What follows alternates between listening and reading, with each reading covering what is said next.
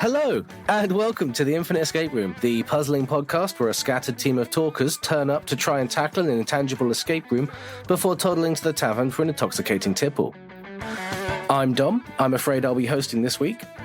A little known fact about me is that I currently hold the record of the person who's talked the longest on this episode of the podcast. I feel my title may be under threat, though. Speaking of, joining me today, we have... Before we begin, that was a fantastic bit of alliteration, Dom. I am Thank you very much. That was incredible. I think that's the hardest I worked on the entire thing.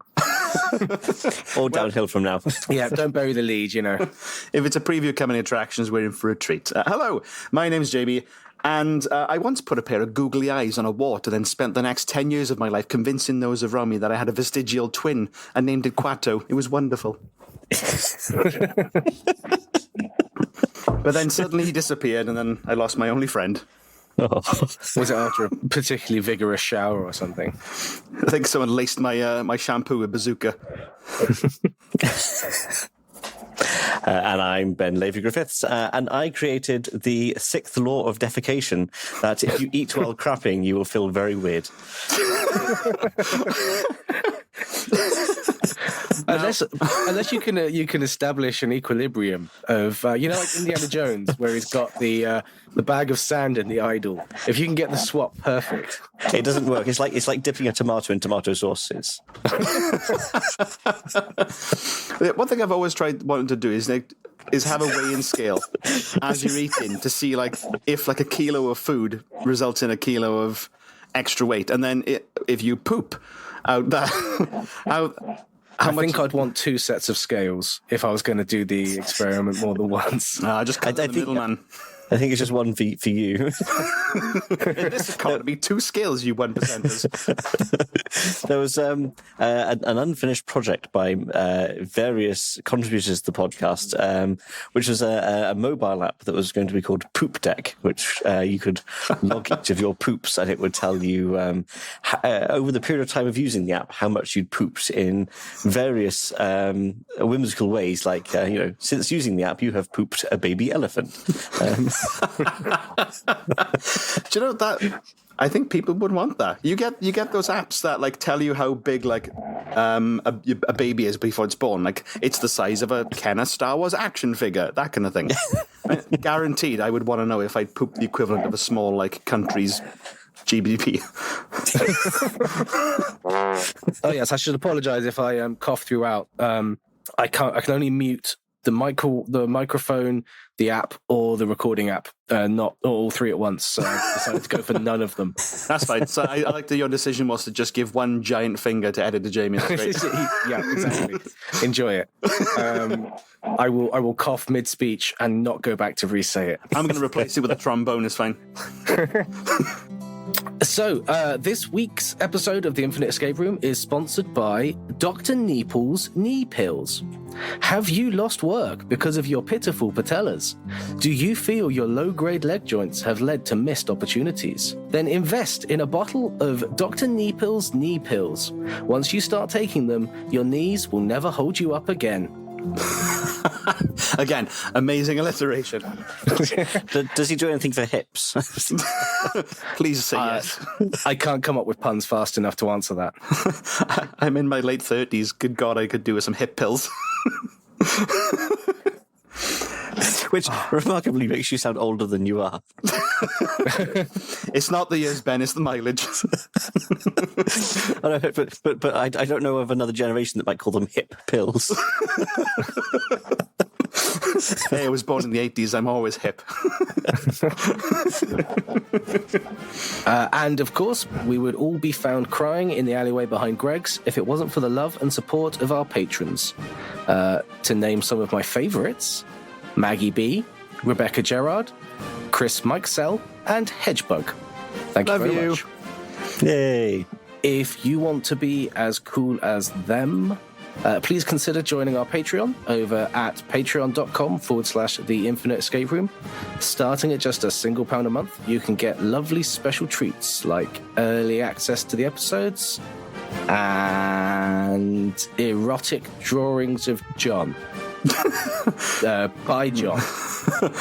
Or both. Of John, by John, for John. Subscribe now. And patrons. Subscribe for John's nude self-portrait calendar. So, how does this show work? Each week, one of us presents a single instance of the Sisyphean hell that is the Infinite Escape Room.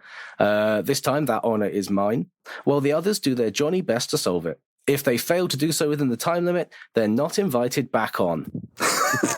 No, if they fail to do so within the time limit, terrible but fictional things will befall them. As any sane person does after finishing an escape room, we all head off to one of the infinite boozers of the pubiverse afterwards to discuss the room and shoot the shit. With all that out of the way, are we ready, folks? Let's bloody do it. Then let's enter the Infinite Escape Room. Are we going for realties this time? I'll press record. Bad! That's a really good mic impression. I thought that was the soundboard. It's like he's with us. When last we saw our puzzlers, they found themselves confronted by the gaping maw of the terrible Cthulhu himself. Tentacles feed you into the dark expanse, where the air feels static, cold, and thick. Twinkling lights flicker in the distance, and you quickly lose any sense of direction, tumbling through the void within the extra-spatial entity. The myriad points of light flicker to red and begin inexorably coalescing in the blackness before you. You hear a da-dum, and the bright red cloud forms into a logo above you, the word Nitflex. A row of square windows blinks into existence next to you, leading off into the distance, each with a title near the bottom. A white heading above the row declares it Trending Now. Beneath you, stacked on top of one another, you can see the other rows, titled Nitflex Originals, Documentaries, and Kids Animation. From the window nearest you, you hear a voice and see a tough-looking bald man beckoning. Oi, over here, you plums. I'm Jatham Statham, and I need your help. Those silly buggers added a new feature, animated title cards. There I was, leaning forwards in my action pose, giving a good close-up of my face, and that fucking animated explosion behind me knocked me out the sodding frame. I grabbed at the title, but it come apart, and all the letters fell into other windows as I bounced down a few rows. I climbed back up, as no one's going to click on my film without my face, but it's missing the title now. If you go and collect the letters and reassemble the title, I'll show you how to get out of here. To be perfectly honest, I can't remember what the title was. They all blend together at this point, but I'm sure you'll work it out. I hit the 3 windows directly beneath this one. Now, up to it. Nitflex refreshes its analytics every hour, so you've got about 45 minutes before you cost me money. And I'm not happy when I lose money. Oh, no. I'm going to piss off Jason Statham. Jatham Statham. Jason Statham. Your time starts now. What would you like to do? When he says 3 down, is that including the road that we're in? No, because he fell down, not across. Okay, so we got, just make sure I got these right. We got Trending Now, Originals, Documentaries, and Kids Animations. Correct. Although, depending on the quality, Kids Animations could just do well as general animations. Speaking as a cartoon fan. The Lego movies for adults, damn it. It's a real film. Okay, can we have a look at Trending Now and see what's on the windows there? So Trending Now is where you already are. It's mainly the one that he's in, which is titleless.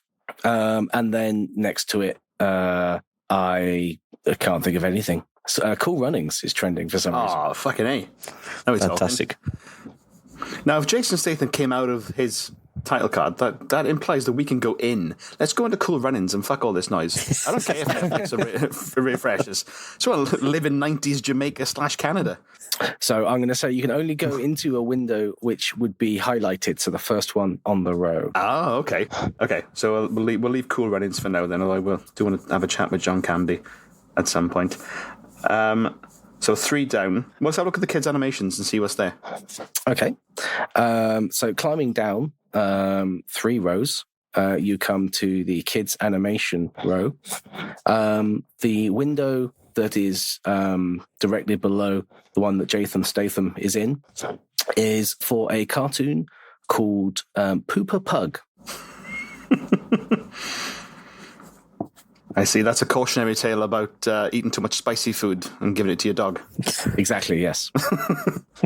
Are there any like misplaced letters on that title card that look obvious? No, underneath it just says Pooper Pug. Can we get a description of what the window looks like, please? Sure. It is just a white border, and looking in, you can see what's presumably the character of Pooper Pug, standing in a brightly coloured living room. Just very quickly, because my thinking is that maybe we can't go in, but maybe things could fall into the window. If we take a quick look around that living room, can we see any stray letters around? You can't, but it is a window. The letters definitely could have fallen in there, and you can probably climb through there yourself. Oh, then let's enter. Pooper Pug. Hold on, wait. Jamie, think of the children. What? I'm going to jail. Stepping through the window and moving quickly on, you find yourself in the brightly coloured 2-dimensional living room you could see from the outside. On the floor in front of the sofa sits an anthropomorphized bug-eyed dog. With all the features of its face over on one side. The dog looks at you and says, Hello,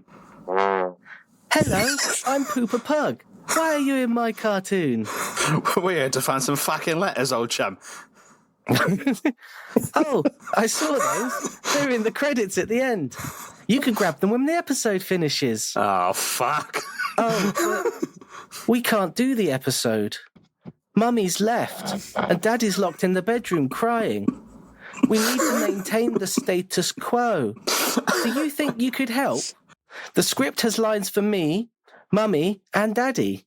If the episode gets done properly, the credits will roll, and you can grab your letters. This is some Norman Bates bullshit, and I'm here for it. Right, which of us is going to play Mrs. Pug? I honestly do not mind. God, why don't you take this one, Ben? I'll play Mrs. Pug. Now, do I have a first name? What is my backstory? Well, you don't look like Mummy.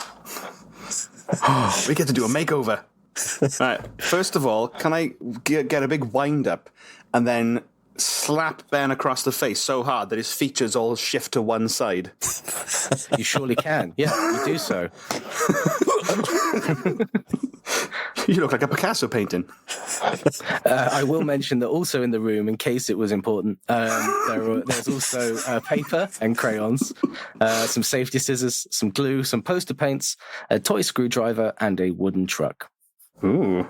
Oh, right. Okay. I'm going to pocket that screwdriver. Nice. Yeah. Stealing from a child. Classy. It's how I roll. Did you say there was a script? There will be a script when the episode's ready to go. Oh, I see. Right, so we need to give you a makeover, Ben. I mean, we could use the paints to do your face up like a mummy pug. Yes. Is there a picture of Mummy Pug in the in the room? Yep, there is a family portrait on the wall. Mummy looks a lot like Pooper Pug, but bigger and wearing a dress. Daddy looks a lot like Pooper Pug, but bigger and wearing a monocle. Okay, so I'm going to need a dress and presumably somehow to cover up my beard. I mean, you don't know. Pooper Pug's mum might be rocking a beard. Does Pooper Pug look like she has a beard in the picture, Jamie? Yes. Pooper Pug or Pooper Pug's Pooper Pug's mummy. I'm beginning to realise why she walked out. This bullshit. I'm glad you guys are getting into character. This is good. Well, if we go into the bedroom where Daddy Pug is crying, there's going to be some clothes in there. If we can just sidle into the wardrobe. He's locked in there. Oh, yeah. Yes. Damn it. So I believe your Daddy Pug. I'm going to take... All right, cool. Okay. You've just hit me. Oh no! Wait, that was before he got in character. This is some Daniel Day-Lewis method shit. This isn't good. I mean, could I just paint a monocle on my face? Would that be enough for old Pooper to look the part? I mean, yeah, this animation is very Sketchy. primitive, no, stylized, very stylized. Right. Well, Nice. I'll take one of the poster paints and just draw a nice big monocle over one eye with a little string going down my face, down my chin, down my chest, toward my pocket. Lovely. And did you say there was paper there as well? Yep, paper and crayons. Shall quickly draw myself a dress to slip into. Cool. You look gorgeous, Ben. I feel sexy. You look sexy. Okay. Pooper Pug looks you both up and down and says, well, I suppose this will do. Then the script appears in the air before you. I will pop it in the chat. I just realised this is the second episode in a row where we've talked about Ben being sexy, and I hope this is a theme that'll continue throughout the year. And the intro music begins to play. It's a lovely, normal, happy day in the Pooper Pug household. Hello, everybody. I'm just doing some drawing. What a fulfilling life I have. I'm so happy. I'm a valued member of the family who contributes meaningfully. This is how I always hoped my life would be. I am completely content. I am loving and loved. I am selfless and appreciated. Hooray! In the credits, you can see some letters that are the wrong color and font. Ooh, what are they? They are the letters B-R-E-R. Brer, as in Brer Rabbit. Are they all the same colour, those 4 letters, in the same font? Yes, Cool. And are they all the same case? they're all in the caps. They're all in the caps. It's a shouty title. Well, I'm going to keep the monocle, because I look fucking dapper. Thank you, Pooper. You're a wonderful child. You can leave now. Oh, I will, Pooper. I will. And then just bust out of the window back into the Nitflex selection screen. Cool. Should we jump up one level to documentaries? I think so. Sounds good to me. Sweet. Cool. So clambering back up one row, you come to the row documentaries, and the window in the line beneath Japham Statham's movie is a documentary called "Stabbing in the Dark." Ooh. What does the window look like? It's got oversaturated colours, despite the fact that it seems to be an attempt to make it look kind of noirish. So you've got the slanting lights in the background in front of a well-worn leather chair. Should we jump in? Yeah, Mary Poppins Jumping style. Feet first. cool. Once you've picked yourself up, you find yourself in a very small studio space with noirish lighting. A serious-faced man in a dark suit stands before you. Welcome to Stabbing in the Dark, the show where we confront murder with conjecture. I have a hunch you're here to collect the letters that suspiciously arrived without explanation. I'll give them to you if you can help us with our supposition for the next episode. It concerns a brutal murder on a college campus. The case went unsolved as there wasn't enough evidence to convict anybody, but the police were certain that 2 people were involved in committing the murder. We have testimonies from the 6 suspects, played here by actors. The 2 involved in the murder definitely lied. The others told the truth. We need to know who you think did it, so we can play music that implies they were guilty. Once you've done this, I'll give you the letters you came for. And here are the actors. In my head, this guy is Spider-Man Noir from Spider-Verse. Well, that was Nick Cage, wasn't it? Yeah. That's a very specific impersonation to do, considering you've already heard my Jason Statham. I mean, all impersonations are Nick Cage in my head. It just auto-translates. Cool. So we've got our 6 suspects in like a very well designed set of mug shots. They look lovely. Thank you very much. So we got our 6 suspects, which is Raquel, Chad, and Margot at the top, and then at the bottom, then we've got Sean, Ethan, and Tad. How about Ben, shall I do the top 3? You do the bottom 3? If you like, yes. Cool. So Raquel's statement is, neither Sean nor Tad had anything to do with it. This is the American college kids, yes. She's a Scottish exchange student. Okay. Trust me, now none of these kids are going to be American. And then we got Chad, who says, no way was Ethan involved, but Raquel did it. He's also an exchange student. Good Chad. Chad. Have you not heard of Chad Hogan from Glasgow? Oh, he was from Glasgow as well. Via Moscow. And then we got Margot. Said, I had nothing to do with it. I was at my mom's. She lives there. Okay. And then we have Sean. Sean says, Raquel's clean, but Chad definitely did it. And we got Ethan. Ethan goes, if Tad did it, then it was Sean. It was with Sean, sorry. If Tad did it, then it was with Sean. And then Tad says, Raquel was involved, but Chad had nothing to do with it. Ooh. Right, so we got to find out which 2 of these 6 people are lying. So it's your good old-fashioned 2 guys at the door in the labyrinth scenario. Yes. Ooh. One of them love butts and can tell no lies. The other one love butts and can only tell the truth.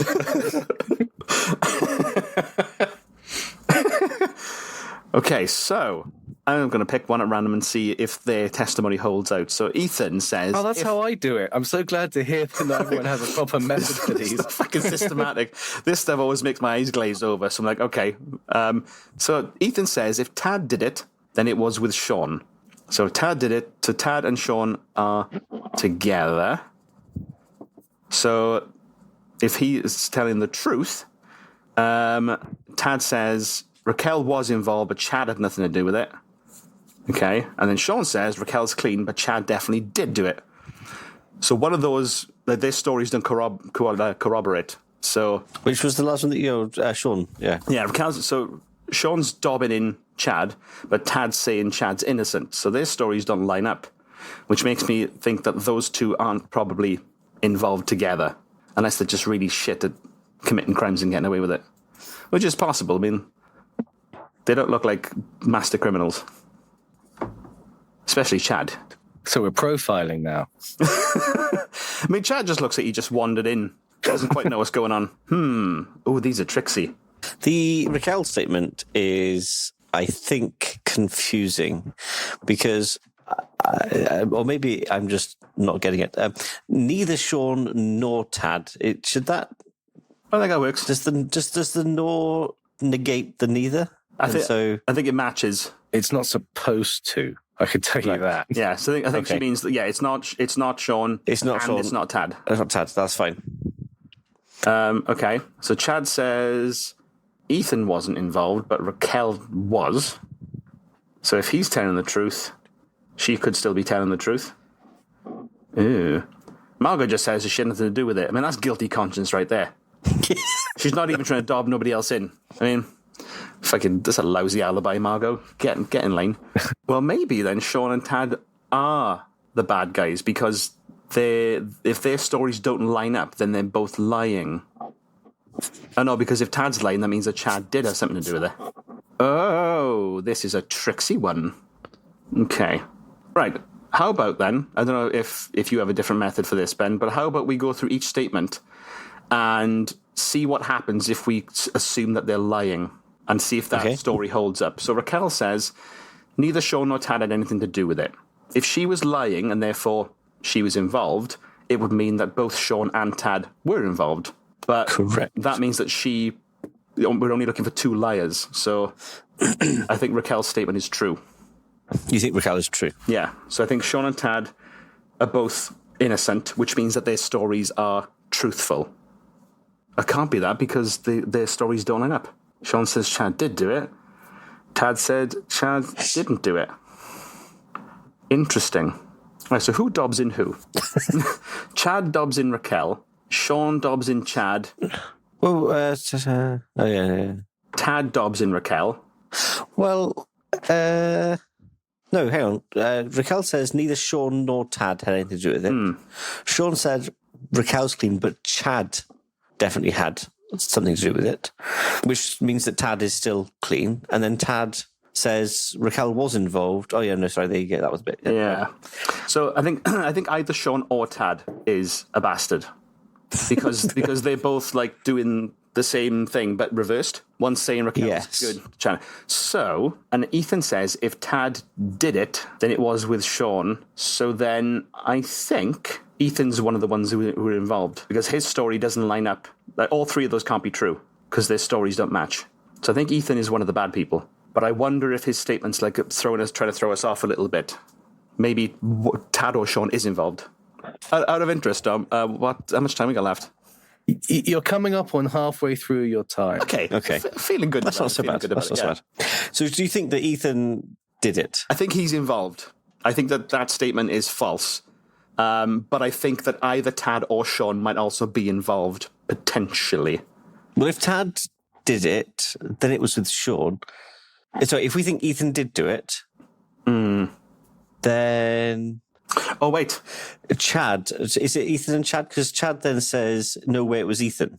Oh, but that would mean that Tad is telling the truth, but he says Raquel is involved. So that's true. Bulldoze the Ethan theory. I think maybe Raquel and Sean, because she says neither Sean nor Tad had anything to do with it. If that's a lie, because Sean is one of the ones involved. Yes, and Sean says Raquel's clean. Which would be bullshit. Yes. Both Chad and Tad, twins, dob in Raquel. Ethan says if Tad did it, it would be with Sean, but is Sean acting alone? And Margot was at her mom's. Well, Ethan also says if Tad did it, then it would be with Sean. But she doesn't say that if Sean did it, it would be with Tad. Yeah. So that still holds up. So we could see Raquel and Sean are bullshitting. Yes. Should we lock that in? Let's lock that in. Right. So we go over to the dusky-eyed detective and say, we got you guys. It's Raquel and Sean. He looks at the mug shots and the quotes, and he slowly swivels his chair to you and he says, "My God, that's a good unevidenced accusation. Here, thanks. Here are the letters." And he hands you over a handful of letters. Ooh, what we got? The letters are D, U, N, C, and H, as in Dunch. The afternoon version of brunch. Yes. Let's do Dunch. Half dinner, half lunch. So we got Brer and Dunch. That classic Jason Statham film. Right, so I believe we've only got one place left to go. So you're going to the Nitflex originals? Yeah, let's jump in. Okay, climbing up to the row just beneath Jason Statham. You can see the one below him is titled The Scaresome Spook House on Sinister Street. And through the window, you can see the images of sort of one of those big wooden American houses. Can we jump in? You can. You jump into darkness.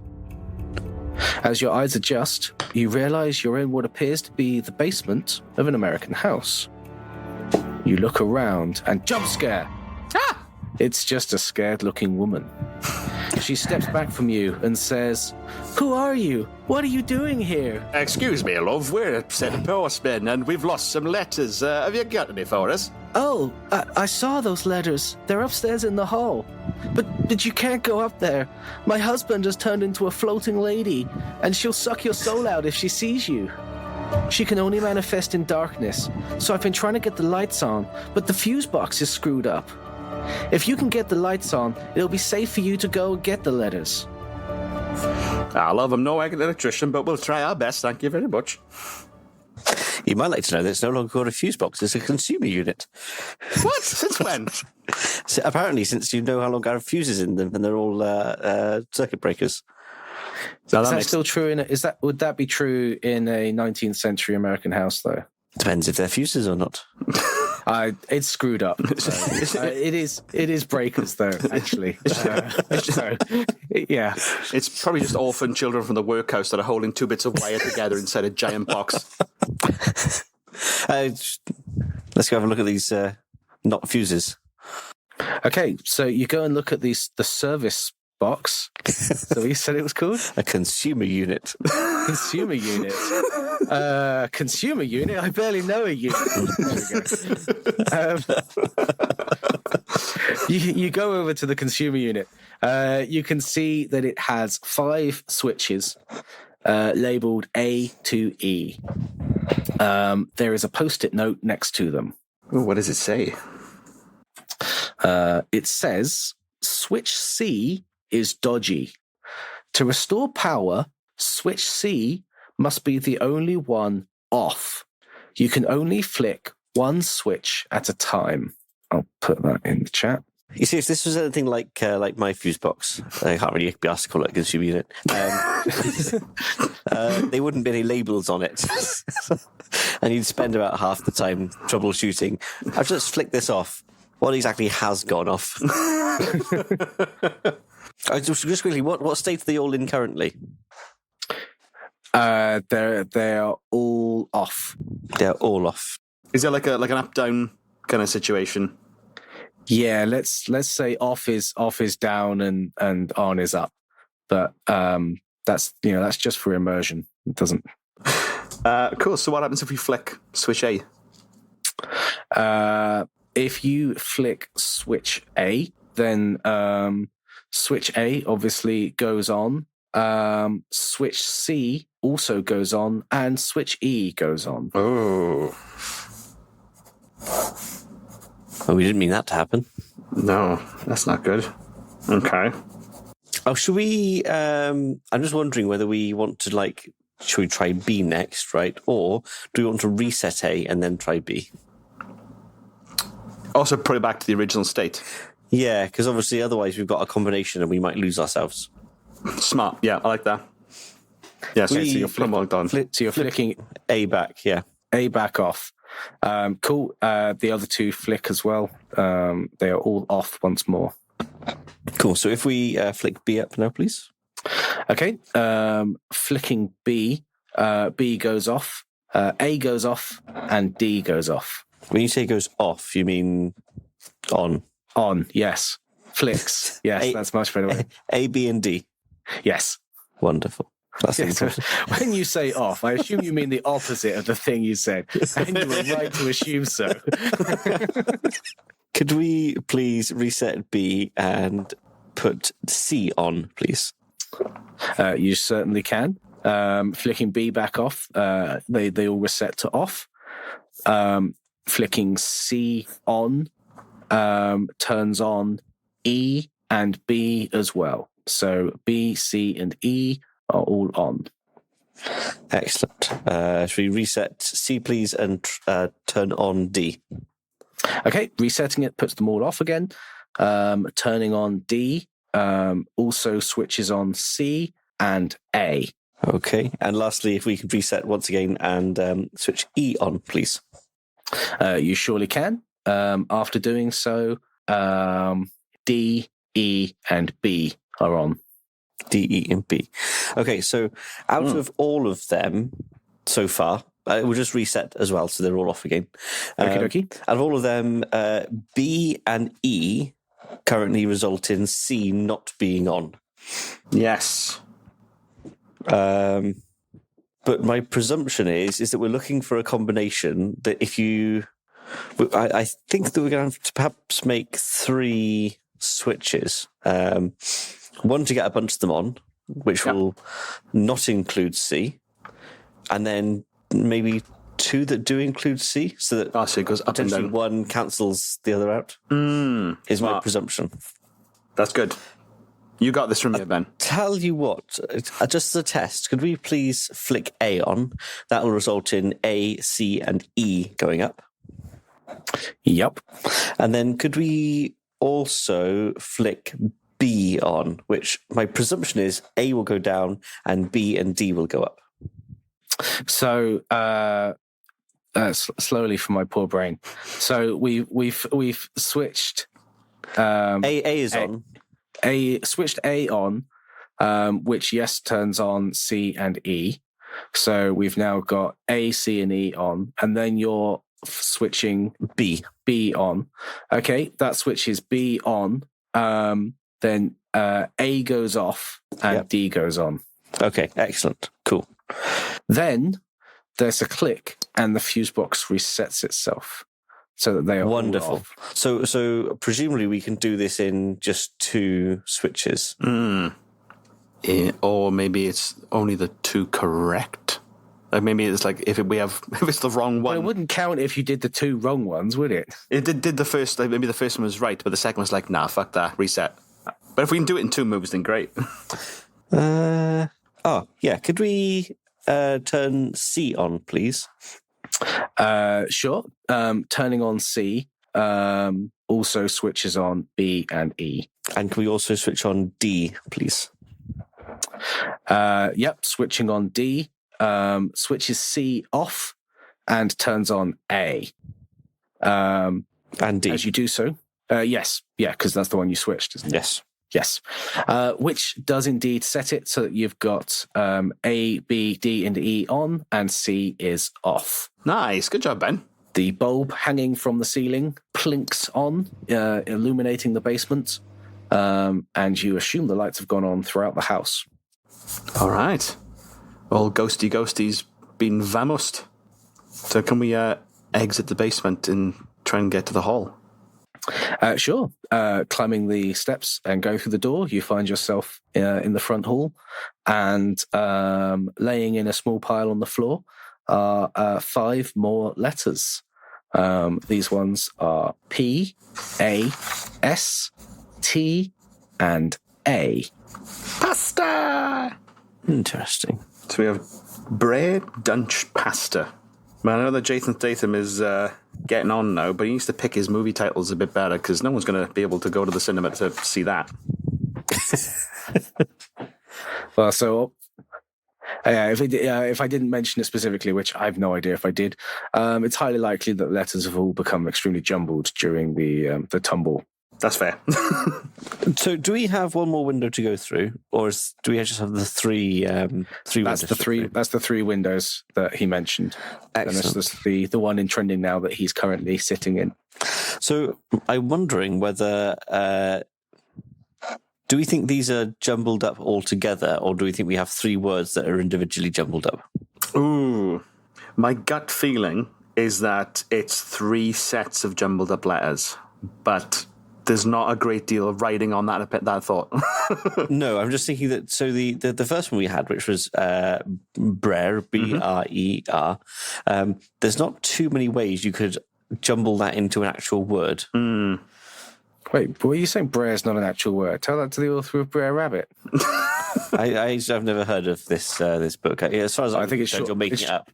Short for brother, I think. Yeah, if you've watched the now banned movie Song of the South, you'll know all about Brer Rabbit and his exploits. But let's not get into that. I mean, can we present these letters to Jason Statham and go, do you recognise any of these in a particular order, Jatham? Oh, sorry. Yeah, sure. You climb on up to him and sort of just present your findings to him. And he says, yeah, those are the letters. They weren't in that order, though. To give us a clue, right? Allegedly, one of the ways you can tell that pasta is cooked is you throw it at the wall and see if it sticks. So maybe we just throw the letters at the window. I mean, that's great. I mean, let's give that a go. That sounds good. Okay, you do so. They all just sort of bounce off the front and fall to, I suppose, whatever the analog is for the floor. Jatham Statham says, "Oi, quit fannying about." However, they have landed into two separate groups, which does give you the idea that perhaps it doesn't have to be a combination of three. So it's one long anagram. Does Jatham or Mr. Statham? I don't know how we should refer to him. Do they remember how many words were in the title? No. Okay. When we look at the now empty titleless window, is there still a picture? Is there still something else there? There is him. Behind that is an explosion, which is looping in a GIF animation, and there's lots of men lying around on the floor unconscious. Oh, so that's pretty much every Jason Statham film. Yeah. Not that that's a bad thing. This is where we need Laura, I think. Laura's great at these kinds of things. Just should Queen's Gambit it and just be able to see the pieces rearranging exactly. in her head. She probably got it with just 2 title cards as well. Anagrams. My kryptonite. If you do want a hint, I can give you one. How much time have we got? That's the You've got 5 minutes. Oh, fucking hell. Right. Is there anything about these letters that would denote an order, size, colour, or they're all uniform in terms of how they look? They are entirely uniform, I'm afraid. Well, shit. 5 minutes. We can do this in 5 minutes, surely. Anagrams. Why do you hate me so? I mean, is there anything else in this Nitflex screen that might potentially clue us into? Is there anything that we haven't looked at, or anything that stands out in the rest of this Netflix screen? No, not specifically. I think there is one thing still in the window that Jatham Statham's in, but the thing that it is does not stand out at all. In fact, you could almost say it's noticeable by its absence. Okay. Is that Jatham himself? No, he's there looking pissed off. Nice. Yeah, so we got Jatham, we got the explosion, we've got all the dead people around him, but we've got no title. Yep. What else we've been missing that from you can see? Oh, can we go into that window? So as you try, he pushes you back. He doesn't want you in his film. But one thing you do notice as you try to clamber in is that there is almost an invisible lump in the middle of the bottom of the frame of the window. A solid space in space. A solid space in space. I feel this is supposed to help. I mean, maybe that... Not in the way I phrased it, it's not. I mean, maybe that is like literally a space for, as in the space between words. So that's where the cutoff is for the... I mean, can I have a cheeky fondle of this space? Or is Statham in the way? I mean, you can try your luck, but his red raw knuckles seem to be itching. Okay, are we able to put any letters on that space? No, the space is right in the middle. Okay. Bang in the middle. Interesting. What are you thinking, Ben? You can make the word chunder. I don't know if that's going to be in it. That's pretty good. Yeah. That uses, all of Dunch and the ER in Brere. And then we just need to BR and pasta. Pastab Chunder. That's a great character name.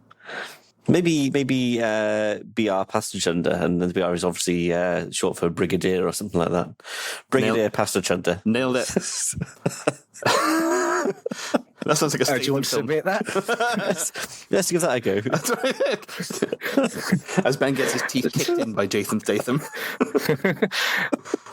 He looks at it and he goes, well, I guess that could be it, but I'm pretty sure it wasn't. I won't get my money if Nitflex doesn't recognize it as the actual title. I think we may need to get a cheeky little steer. I think the only hint I can give you is that it is 2 words. You're splitting it in two. Okay, somehow. Dunch is doing because it sounds like a word or looks like a word. It feels like it. I want to keep the UNCH together. Which, if we take the P from pass, we have punch. Oh, yeah, that's a Jason Statham thing. Yeah, and then we've got Aster, Brr, and. Oh, you can do no. You can do bastard, punch bastard, something similar to that. So we got Bastard punch. Yeah, bastard punch would or punch bastard. One or you. I think we're missing an ER maybe. No, we got the ER more? in Brer. Yeah. So we got if you got ASTA from pasta, right? You prefix that with the B. Yeah. Or, no, we've got an R too many. And an E as well. With the E and R from there. So puncher bastard. Puncher bastard. Punch. You want to go with that? Puncher bastard. I'd say you should go with something. You've got 30 seconds left now. Right, let's do bastard puncher and punch bastard. Puncher. Okay. So you assemble the first into what? Sorry. Let's do bastard puncher. Yes. Bastard puncher. I'd watch that. Jason Statham looks down at it. He looks up at you, and he says, "Nice one. Thanks to you, I'll continue trending." All right. As promised, here's how to get out. Go to the left-hand menu, go down to Get Help, then click Exit Nitflex, and you're out. Bon voyage. Following his instructions, you are able to find the Exit Nitflex button, which you press. Hey. The application closes, and the darkness is absolute. Woohoo! After a few seconds, you hear a quiet, twinkling, fizzing sound. From above you, vertical streams of code made up of bright green symbols begin to cascade straight down through the blackness. You hear a phone begin to ring, and the words, "Wake up." Congratulations, you solved my puzzle. Yay! You had 14 seconds to spare. Talk about cutting it fine. Yeah. Bastard Puncher sounds like an incredible film. I would watch the living daylights out of that. Well, I mean, coming to Nitflex in spring 2024. Subscribe now, kids. Oh, that was really good. Thanks, Don. That was awesome. Great. You're very welcome. Love that. I've written no form of outro whatsoever. Jamie, take it away. Cool. What do I normally say? Fuck. So that's it for this episode. Come join us next week at the Stream of Gold. We will have a drink and a little chat about the room what we just did. If you enjoyed this episode as much as we did, then please leave us a review on your podcasting platform of choice, or Facebook, or anywhere that you can review podcasts. There's too many places to name these days. Please do so, because every review that you leave will get us in front of more people. We love you lots, and we'll see you next time on the Infinite Escape Room. Bye-bye. Farewell. Bye-bye.